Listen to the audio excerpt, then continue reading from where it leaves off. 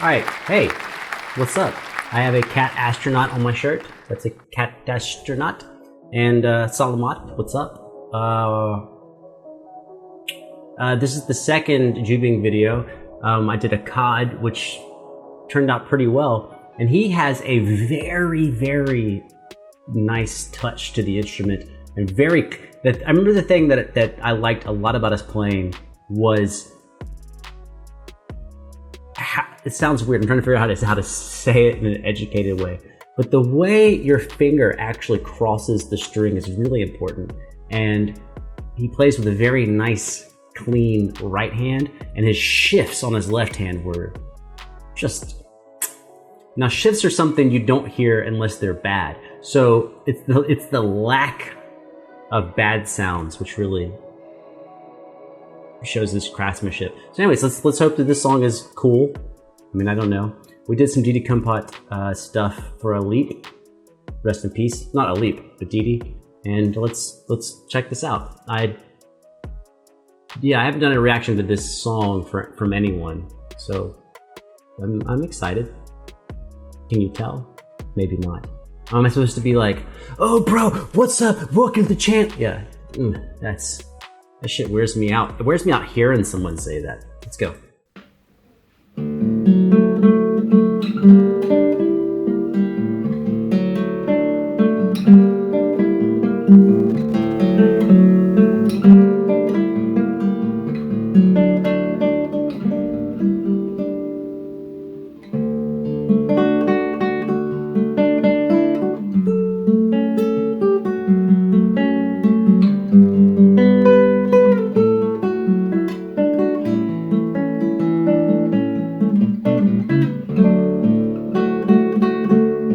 Yes.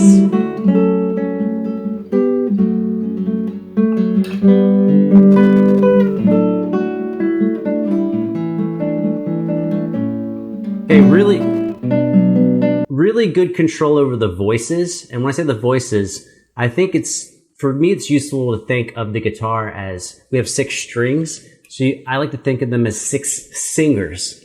And when you have 6 people singing, sometimes you want one person to be louder or softer than the others, which is easy when you have 6 singers and you tell people, hey, you over there, quiet down. But as a guitarist, you have to play with your fingers, but then make some voices louder and some voices softer. And he's doing a really great job of taking the melody and making sure it's louder than the bass strings, which is harder than you think, because the thicker the string you have, the louder the string tends to be when you pluck it with the same amount of force. So your bass strings tend to just be louder, but he's really controlling that with his right hand.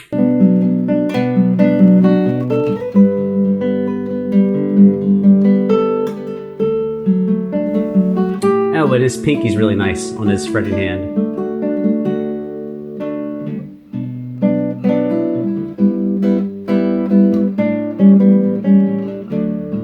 He's playing with very much a Segovia style.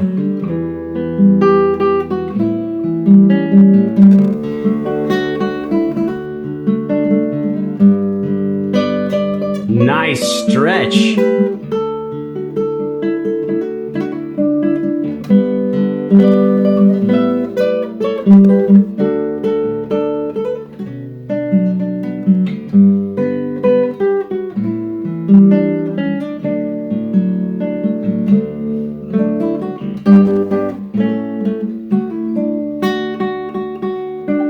Also, sorry, because he's one of the only people we watch who plays with the classical technique, I'm going to point out things that I think are awesome from classical players. He's doing a lot of rest strokes with his thumb, and that means if you watch him play his bass notes, a lot of times his thumb comes to rest on the next adjacent string, and he kind of leaves it there because it's stable. There's no reason to move it, and he plays with his fingers, and then he resets his thumb and plays other notes.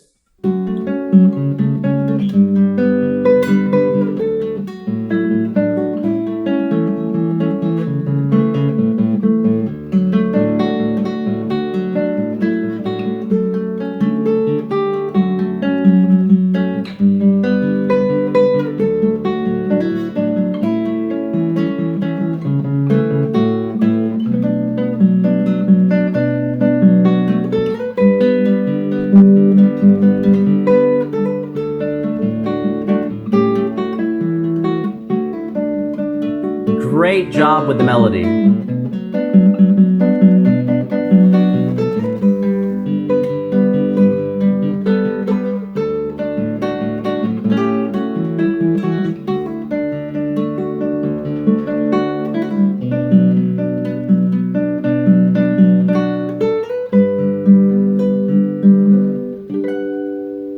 Little vibrato, thirds.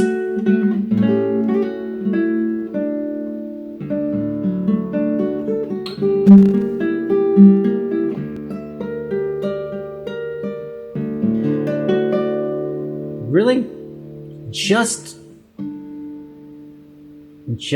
solid, good playing. And this is something you need to keep in mind.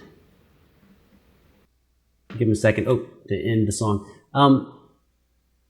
As someone listening to guitar, sometimes our criticisms are unfounded, right?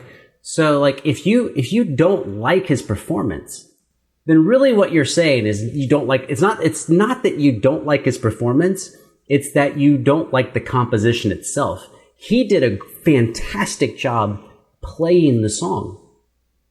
So if you don't like this, it's not that he did a bad job, it's that you don't like the song he picked or the arrangement itself. He executed the arrangement awesomely. And let's see if I can... Dude, I love these crazy challenges where it's like I talk about something, I'm like, can I demonstrate that? Trying to get out of the way of my own mic. So we have a C chord maybe, right? Not this song, but just talking about melody in general. So like, right, that could be that's like the left hand of the piano. Da-ga, da-ga, da-ga, da-ga, right? So it could be loud or softer. But now how do we put a right hand on the piano on top?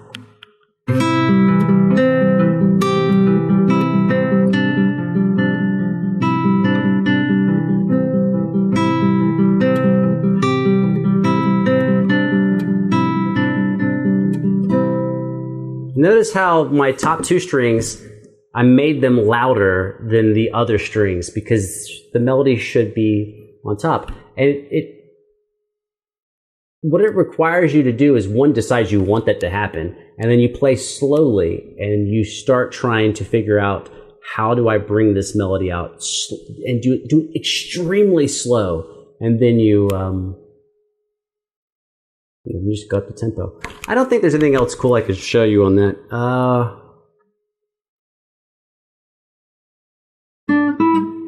I'll try to see if I can do something stupid. Let's take this. Right, so if I play that, what I'm really trying to do, I'm showing you a bad way. A bad way is, I'm trying to do this melody, but this last note is in a chord. So if I just play the whole chord, the melody on that note disappears. Right?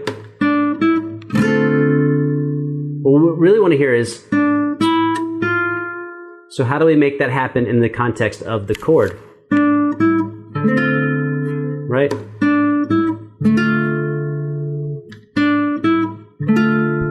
And now that note is on top, it's loudest, but the chord is still there.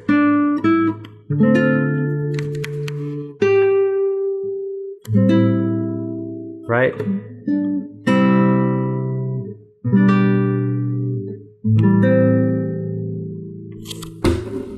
It's not all about the notes.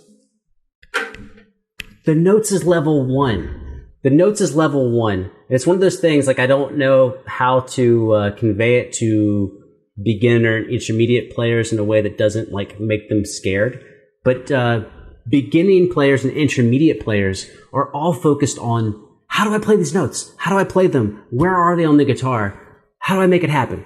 But it turns out that playing the notes is step one. It's not the last step. And beginners think that playing the notes is the final step. They're like, once I play all these notes, and they're the right notes, and I play them at the right time, I win. And you'll find out once you do that, no, that's the beginning. That's the beginning of the journey on how to actually make something musical.